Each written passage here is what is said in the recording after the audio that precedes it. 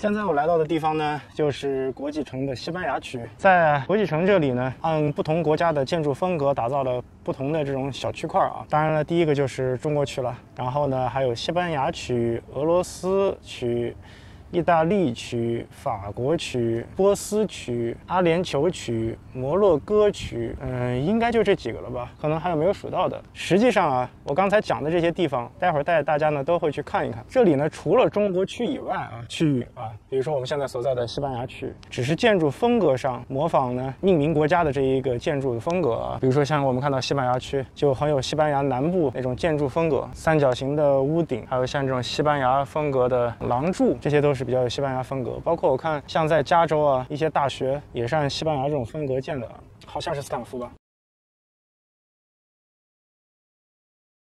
但实际上啊，在这些国家的区域里面，基本上没有一个是真正的那个国家的人啊，除了中国区。像在西班牙区，我估计没有一个会讲西班牙语的人；在意大利区，估计也没有一个意大利人；在英国区，我可能觉得应该不会有英国人；法国区也不会有法国人。这个国际城只是一片以这样一个主题风格打造的社区啊，大部分生活在这里的人呢，都还是在阿联酋中低收入的工作的人群吧，因为这儿的房租应该是最便宜的一个正经的正式的社区吧。居民呢也主要是印度人，还有巴基斯坦人，还有可能一少部分的菲律宾人吧，大部分都是这些，包括还有一些非洲的一些人，那非洲人很少，主要还是印度、巴基斯坦的南亚这些国家的人。只有一个例外，就是中国区。中国区的话，绝大部分都是中国人，而且还奇怪了啊，你走到中国区会发现一些好车特别多，但到其他的区域，大部分都是这种私家代步车啊。因为在中国区来讲，中国人不管你是穷是富还是做什么行业的，都喜欢在这个国际城这边来住啊，中国区，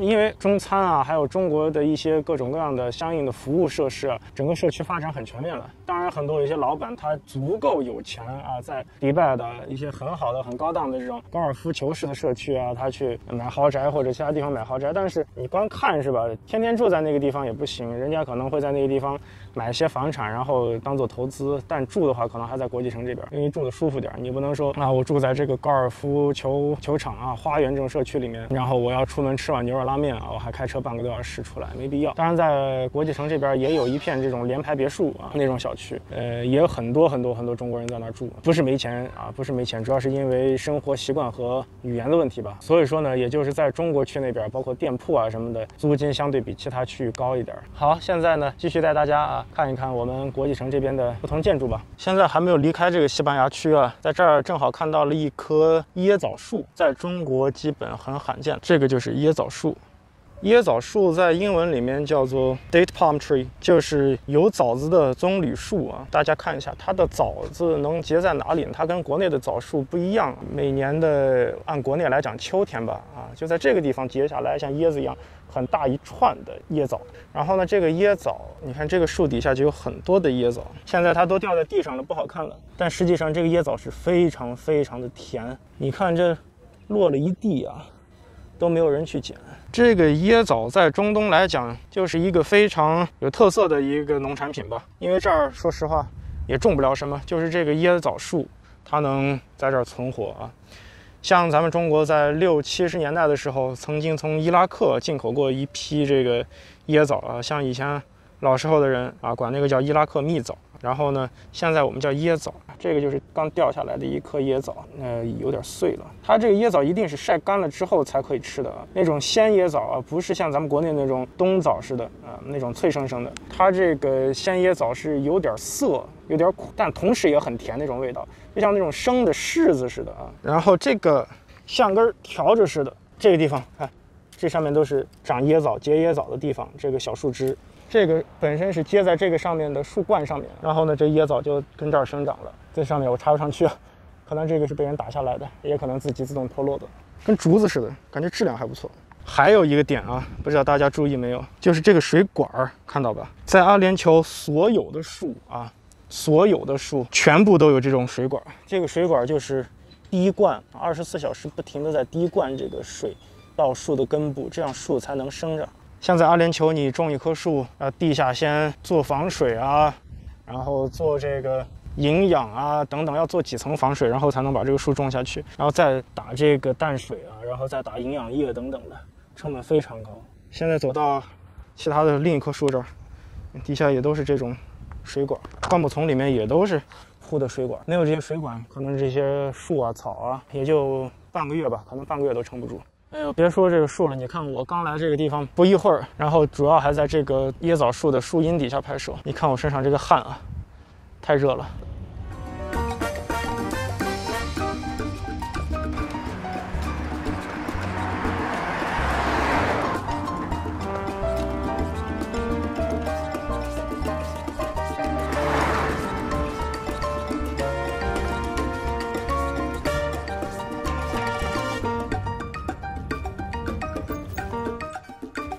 现在我跨越了比利牛斯山脉，来到了西班牙和法国的交界处。在我右边这个小楼子就是刚才看到的西班牙区，左边这个颜色稍微淡一点的就是法国区了。我也没有去过法国，只是在电视上面看到或者谷歌地图上面看到。应该这个风格还是想模仿法国18、19世纪的那种老房子的感觉吧。法国区这边最有意思的，我觉得是这个。上面还有一个小假表，左边这片房明显就是更老一点，在马路对面的右边，房屋外墙都还是比较鲜艳的。在社区里面，主要还是这种小餐厅、小超市、干洗店、房屋中介，还有这个家政、理发馆。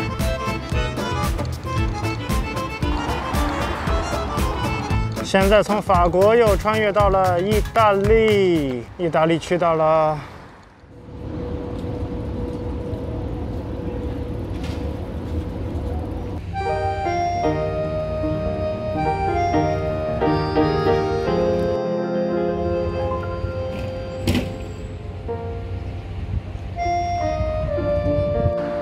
我觉得意大利区这里最有特色的一个建筑要素就是屋顶上的这个穹顶，是不是模仿的意大利佛罗伦萨的百花大教堂呢？看起来有点像，好像有点那个意思。我也是从《刺客信条》上面知道的。哎，热死我了！我现在离开意大利。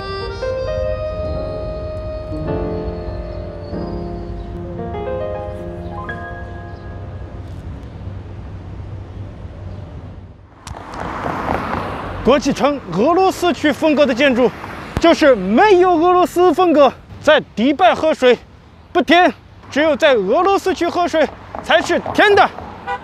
欧钦哈拉少，拜哈连。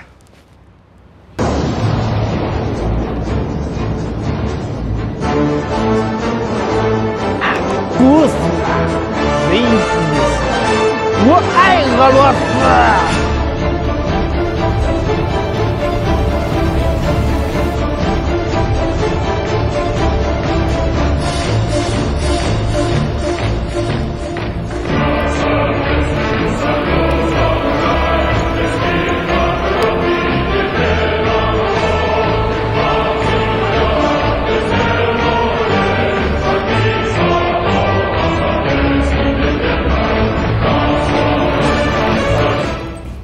啊！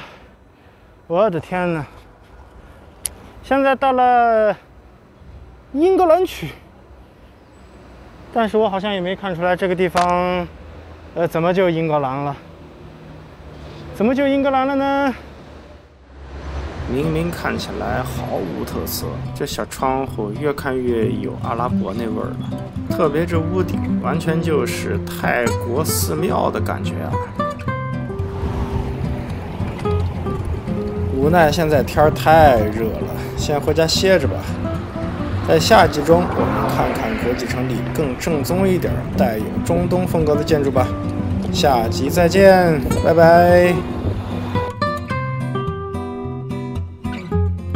哎呦，看看呢，还想在这儿放照相机呢，结果这儿有一只